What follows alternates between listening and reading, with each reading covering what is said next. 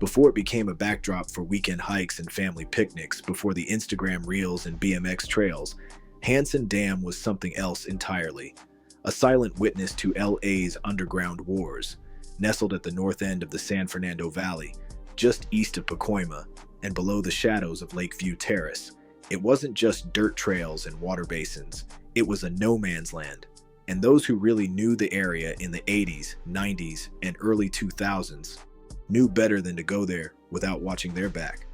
While outsiders drove past on the 210 freeway or pulled up for a jet ski rental, local gangs treated Hansen Dam like neutral territory, until it wasn't.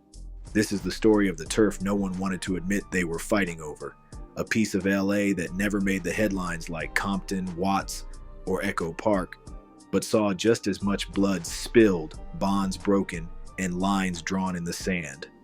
Hansen Dam sits at the intersection of several different gang jurisdictions, and that's exactly what made it so dangerous. To the north and northwest, Pacoima Piru, one of the most notorious blood sets in the valley, with a reputation that extended beyond Los Angeles. Just west of the dam, San Fer 13 or San Fernando 13, controlling deep sections of the valley from San Fernando City to Silmar. To the south, Vineland Boys, a gang with deep ties in Sun Valley and North Hollywood, known for alliances with the Mexican Mafia and brutal internal wars. And east of the dam, the foothills of Lakeview Terrace, once a quiet suburb that became a spillover zone for tensions, especially as certain cliques fought to expand their influence. This overlapping geography made Hansen Dam the perfect pressure point. It wasn't quite anyone's turf, but it was everyone's battlefield. By the early 1990s, the dam had become a known meetup spot, but not for peace. There were rumors of underground fights, gun stash drop-offs, and full-on brawls that never made the news. It wasn't about claiming the dam. It was about settling scores, sending messages, or crossing paths when you least expected it. There are dozens of stories, mostly unverified, many passed through word of mouth, about what happened on the hiking trails, in the parking lot near the equestrian center, or at the base of the spillway. Some say a well-known Vineland Boys member was left laid out near the spillway in the early 2000s after getting pressed by two members from San Fer 13 over an old-school hit. Others recall a 2Ps, Pacoima Piru member, throwing hands with someone from Columbus Street 13, right in the open dirt lot where the BMX track now sits. Supposedly, it was a run-it-fade. No weapons, no jumping, just two heavy hitters squashing something personal. Who won? Depends on who you ask. Why didn't these stories make the news? Simple. Hansen Dam wasn't on the LAPD's radar the way South Central or Rampart Division was. And in the valley, things ran quieter. That didn't mean they weren't violent. It meant they were handled internally. Fights got handled in the back of the lot. Beefs got squashed on the trails. Cars got followed out of the dam. But the dam itself, it remained a ghost zone. Not because it was peaceful, but because nobody talked about it. Some gang members from that era will tell you Hansen Dam was a sort of DMZ. Others say that's a lie, and it was always hostile. The truth probably lives somewhere in between. Most accounts point to the late 80s as the first time Pacoima Piru and San Fer 13 began using the dam to host squabbles or link-ups. By the mid-90s, it was common knowledge in the Valley gang world that if you were meeting someone at the dam, it wasn't for a friendly handshake. Word spread that a Pacoima Piru member got into it with a member of a smaller clique near the equestrian center, and when backup showed up 10 minutes later, it nearly became a full-on riot.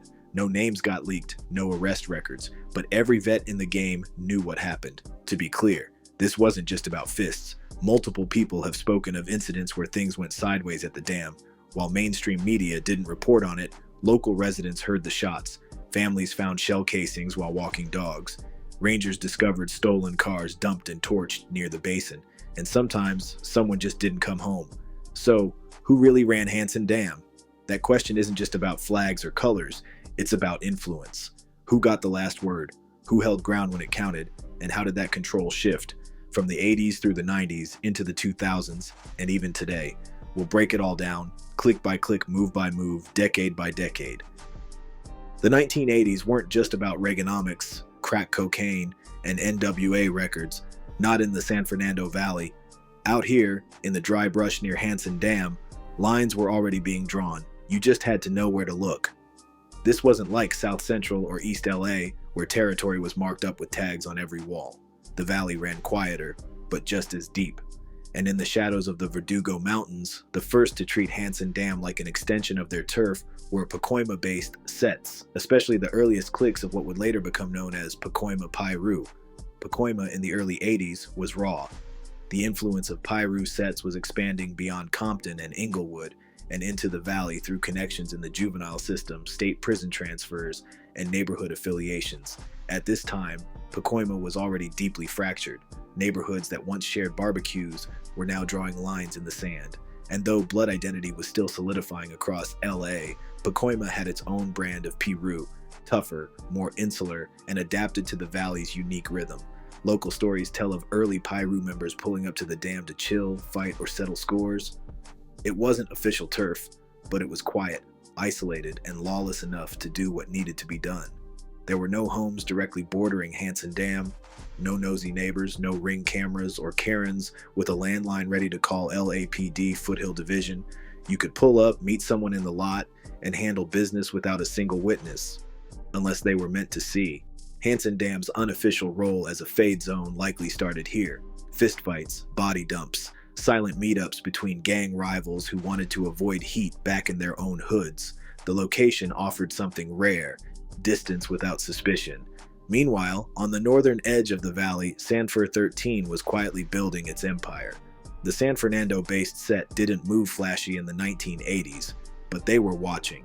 And when whispers of Piru activity at the dam reached them, they started showing up too. Some say it was just to monitor, others say it was a soft flex, like, we see you, don't get comfortable. Either way, San Fernando 13 made their presence known near the northern trails of the dam. Members began showing up on lowriders near the spillway. Local fishermen and park workers remember seeing clusters of men with shaved heads and blue dominant gear, not yelling, not banging, but clearly representing. One of the first known incidents comes from 1986, an alleged standoff near the old wooden bridge at the dam between a small Piru clique and two San Fernando 13 members. No shots were fired, but it turned physical. A local hiker claimed to have seen the tail end of the scuffle, two men dragging someone toward a car, another stumbling away holding his face. Police reports, 0. Arrests, none. But everyone from Pacoima to Silmar felt the ripple. Hansen Dam was no longer neutral, it was contested. Why didn't LAPD or park rangers shut this down early? Simple, they weren't looking. The valley wasn't treated as a hot zone the way South LA or East Los Angeles was. Back then, the Foothill Division barely had the staffing to cover actual reported crimes, let alone monitor quiet meetup spots between rival gangs in open public space. To them, Hansen Dam was a recreation zone, not a war zone. That meant gang activity here flew under the radar for over a decade. In 1989, word spread that a well-known Vineland Boys member got jumped near the spillway, not by rivals, but by his own clique over internal drama involving a stolen vehicle. The scuffle got so loud it reportedly drew a ranger, who found nothing by the time they arrived. This incident matters because it showed even internal gang discipline was being handled here. It became an unofficial rule. If you got checked at the dam, it wasn't by accident. By the end of the 80s, gang members from as far as Reseda, North Hills, and Sun Valley knew you could go to Hansen Dam to send a message, need to settle a score without drawing heat, meet there, want to press someone from a rival clique, set it up at the dam, got caught lacking near the equestrian center, you weren't walking away clean. This reputation started to build before any single gang truly ran it. Instead, the dam functioned like a courtroom, and every clique thought they were the judge. But who had the edge? So in the 1980s, if you had to name one group who almost had a claim to the dam, it would be the early Piru sets from Pacoima. They were the first to use it regularly, the first to get called out by other valley cliques, and the first to leave bodies nearby that sparked silent investigations. But they didn't own it. On July 4th, 1985, a holiday gathering at Hansen Dam Park turned deadly. Rudolph Burks, 27, a Pacoima resident, was struck in the back, a gunshot from behind. Authorities quickly arrested two Compton men, Frederick Staves, 22, and Conrad Kessie, 21. They were arraigned on murder charges tied to that afternoon's shooting. Less than a day later, the park was again the site of a fatal shooting. Jose Venegas, 15, was walking with friends when a passing car opened fire. He was later identified as having some gang connections. These two killings stand as the earliest documented violent episodes, at Hansen Dam. They forced the local community, police, and gangs to recognize the dam was no longer just open space. It was a point of danger. After 1985, the dam didn't erupt daily, but power was shifting in subtle ways. Fades, scuffles, and low-key meetings began drawing an invisible map of influence. Pacoima Piru groups doubled down. They started pulling up to the dam with more confidence, sometimes to drink, sometimes to talk, other times to settle scores. The dam's seclusion still made it ideal for business that couldn't be run inside the hood. Nearby sets took notice. San Fernando 13 began showing presence near northern trails, the sight of blue-flavored gear, lowriders parked near spillways, and quiet groups near the hillside began to filter into local talk. These weren't headline-making events, but in gang circles, everything echoed. If Sanford pulled up to the dam, someone would respond. From 1989 to 1993, Los Angeles saw an extreme surge in drive-by shootings citywide.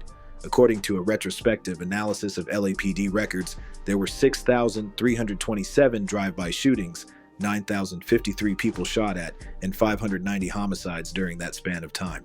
The proportion of fatal shootings also increased. Violence was escalating. This climate forced all sets, even the ones who used Hansen Dam as a quiet meetup spot, to recalibrate. You couldn't just roll up at dusk anymore and assume the night would stay peaceful. In October 1989, 8 people were left dead and 11 wounded in gang-related shootings that shook Los Angeles, one of the bloodiest weekends that decade. A few months earlier, a July 1989 shootout near the Coliseum left multiple rivals gone and 3 more injured. These weren't Valley incidents, but they changed how every Valley hood moved. By the time the news cycle faded, Pacoima, Sun Valley, and North Hills crews were quietly scouting new, off-the-radar grounds, and Hansen Dam fit the bill. On October 29, 1989, a rash of shootings racked the county. 8 people died, 11 were wounded across multiple incidents. One drive-by claimed 2 lives immediately.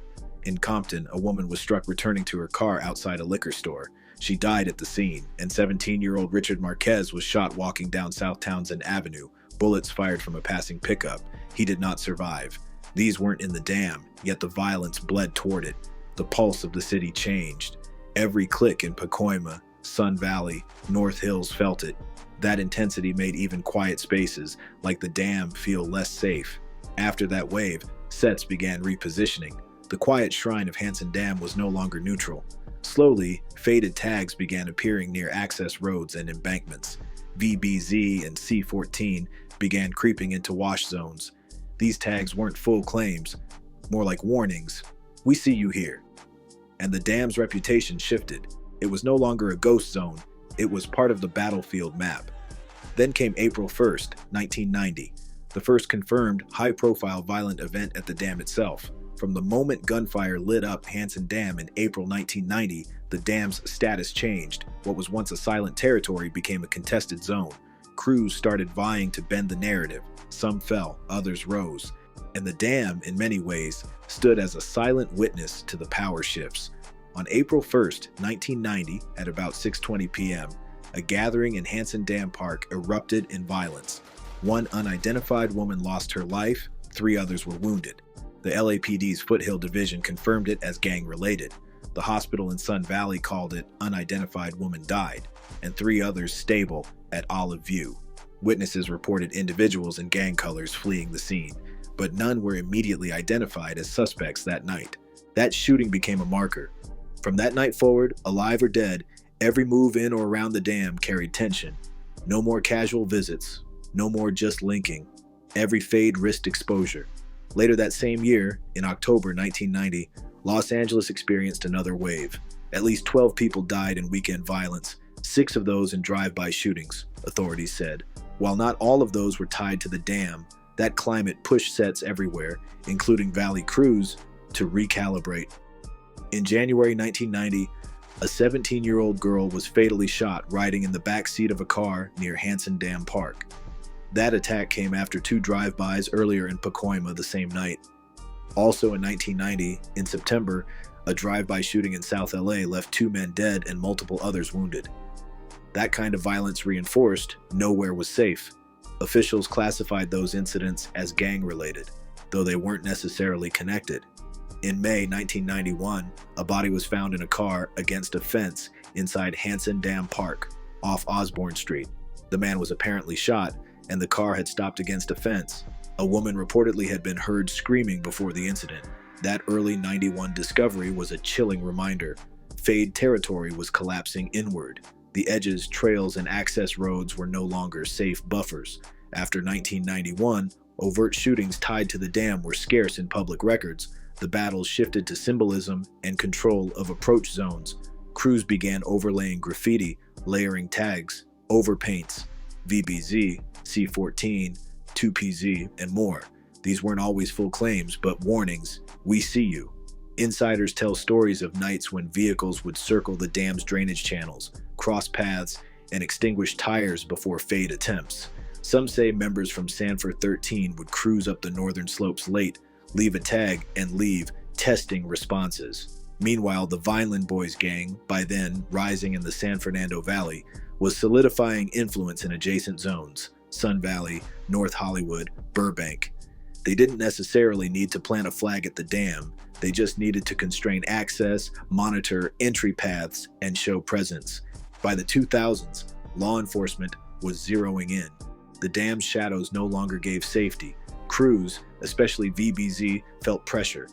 In the early fall of 2001, an otherwise quiet evening turned fatal on the edges of Hansen Dam. Leo Howard Griffin, 36, was found shot and later died from his wounds. The location was traced near Osborne and adjacent paths that feed into the dam zone. He wasn't known publicly as a gang member. This was not a headline case, but in the local homicide log, Griffin's name is tied to the dam's perimeter. Neighbors later said they heard gunshots in the wash, a car peeling off, and silence. That night whispered, the dam never fully recovered its innocence. 5 years later, another life was taken near the same territory. On September 8, 2006, Guadalupe Castaneda, age 29, was shot and died in the vicinity of Hansen Dam. Because of limited news coverage, little is publicly known. No confirmed suspects, no gang ties announced, but her death was recorded in the dam's homicide registry. To locals, her name became part of the dam's quiet list of why you don't walk those trails at night.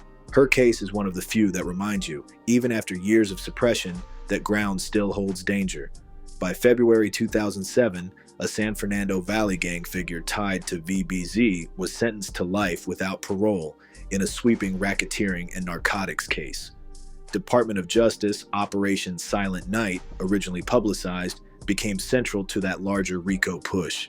Eventually, 49 defendants were named. Many convictions followed. In tandem, VBZ's dominance in the surrounding territory shifted how the dam was used. It became less a meeting spot and more a monitored boundary.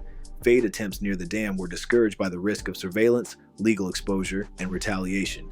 In recent years, Hansen Dam is less of a battlefield and more of a buffer zone. Fewer documented violent incidents, more patrol, camera surveillance, and caution. Remnant tags remain: faded, overpainted, ghosted initials. Locals say sometimes past midnight you'll hear tires in the wash or distant chatter at the trails. The dam no longer hosts open fades, but its dark corners, slopes, and old walls still carry memory. The real war now exists in who can control perception, access, and territory around it, not inside. Ghost tags, overpainted initials, layers of graffiti representing old claims: VBZ'd, C14, 2Ps, SF13. On quiet nights, locals report hearing distant engines, tire squeals in the wash, whispers in trails. The dam's spine, its slopes, still feel like old ground. It's not the wild zone it once was, but its presence lingers. After the turbulence of the 90s, the new millennium brought sharp shifts: more resources, bigger stakes, legal pressure, and a redefinition of what it meant to control territory. Hansen Dam's dark corners became less about open fades, more about buffer, memory, and silent lines. So who really ran Hansen Dam?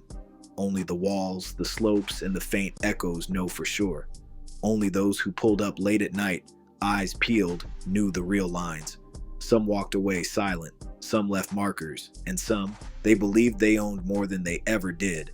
But one thing's clear: you can't claim what you can't defend. The dam never bowed entirely to one set, but over time, power, structure, and shadows shifted which gangs could move near it without regret. We'll never know all the names, but we can see the scars, and in those scars lies the answer. That's the breakdown. I would ask you, please like, comment, and subscribe, and don't forget to ring that bell for notifications. More stories coming soon. Until then, watch your step and respect the streets.